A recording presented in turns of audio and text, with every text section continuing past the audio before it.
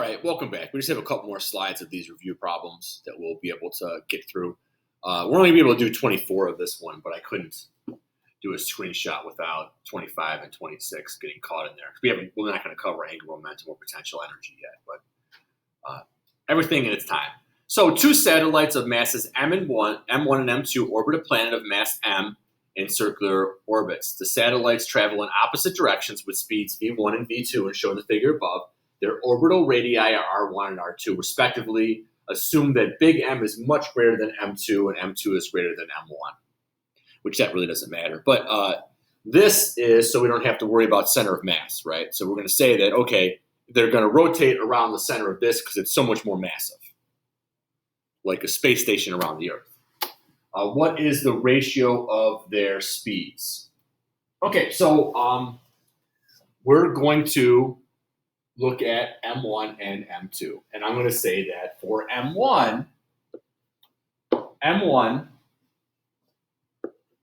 V1 squared over R1 equals G M1 M over R1 squared. And I'm going to get rid of an R, get rid of an M, and I'm going to multiply both sides by R1.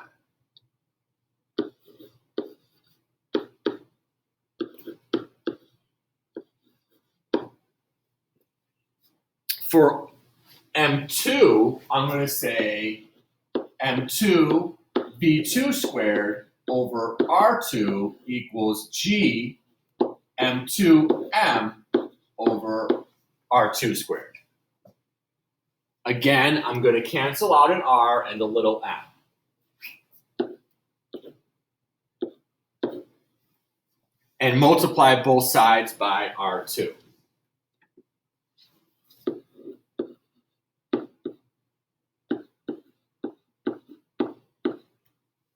All right, so now we have an expression for each of them that's equal to the gravitational constant and the mass of the object they're rotating. So I can set those two equal to each other. So I can say that V1 squared R1 equals V2 squared R2. And I'm looking for the ratio of V1 over V2. So I'm going to divide both sides by V2 squared. Divide both sides by R1. And then I'm going to square root both sides. So I get V1 over V2 is the square root of R2 over R1. And I hope that that's choice. There it is. And it's choice A. So that's our ratio.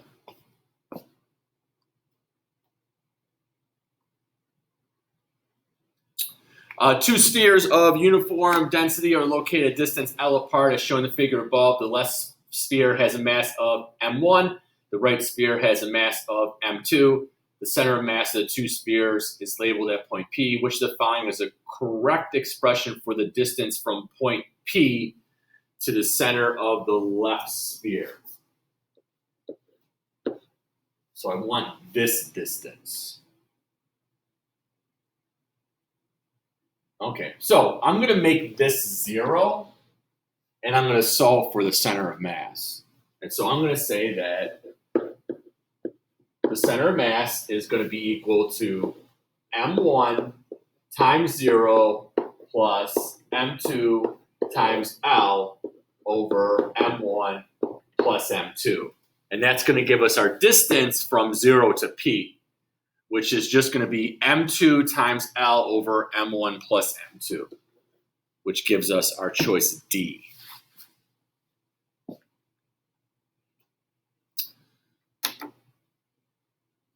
All right, a piece of wire of uniform cross-section is bent in the shape above.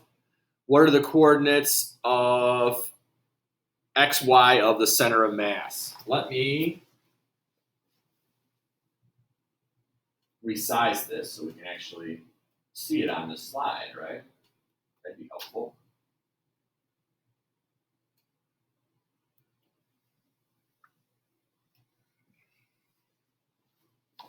All right, so let us figure out masses and positions for the center of masses of each part of the wire. So I'm going to make this one have a mass of 1.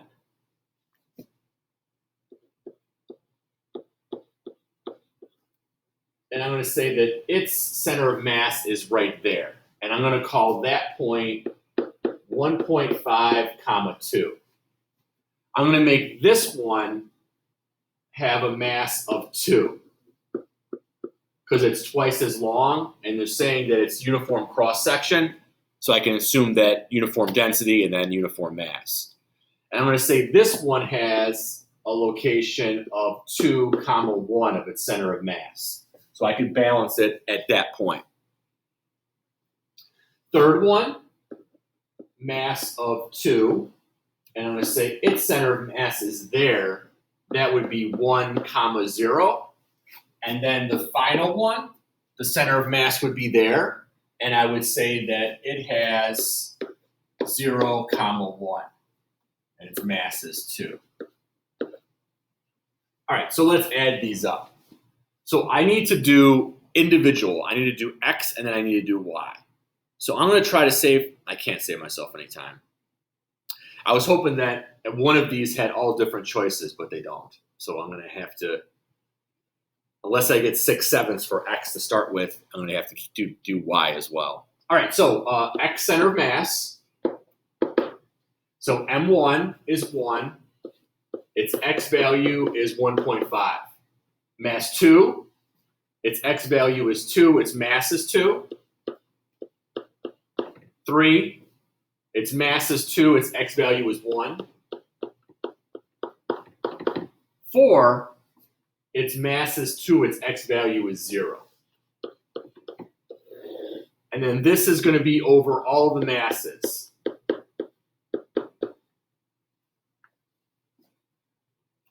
So there was 3 of them that were 2 and 1 that's 1. I need to find my calculator. I'm going to pause you guys for a second. Sorry. Okay, so I have 1.5 plus 4 plus 2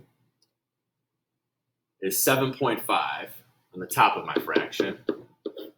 And on the bottom of my fraction, I have 7. So that means that it's either A or C. So now I'm going to do my Y center of mass. For my Y center of mass, my mass is still 1. Now my Y location is 2. For my second one, my mass is 2, my Y location is 1. For my third one, my mass is 2, and my Y location is 0. And for the fourth one, my mass is 2, and my Y location is 1. And then again, I'm going to add these all over all of them. And so I have 2 plus 2 is 4, plus 2 is 6, and then it's over 7. So our correct choice is A, 6/7. That's a lot of work for a multiple choice. All right, so this leads us to the kind of problem we could have where the R for our orbit isn't going to be the R for our force between the two objects. So 2 identical stars, a fixed distance d apart, revolve in a circle about their mutual center of mass as shown above. Each star has a mass m and a speed v. G is a universal gravitational constant. Which of the following is a correct relationship among these quantities? Okay, so for this mass,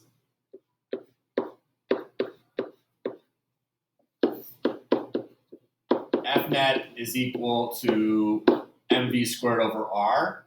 So that's going to be m v squared over d over 2. The force that's keeping it in orbit is going to be the gravitational force, which is going to be g m m over d squared. So this is going to be equal to g m m over d squared.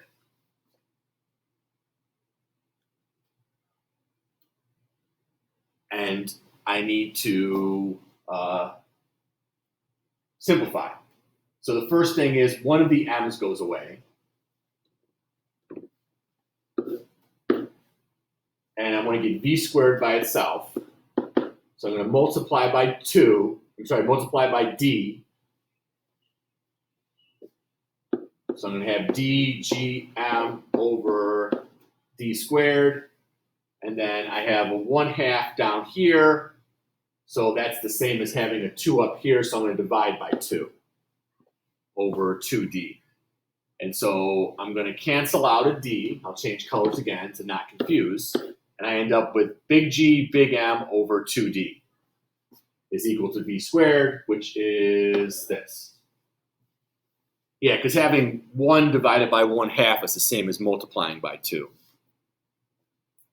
All right, blank screen.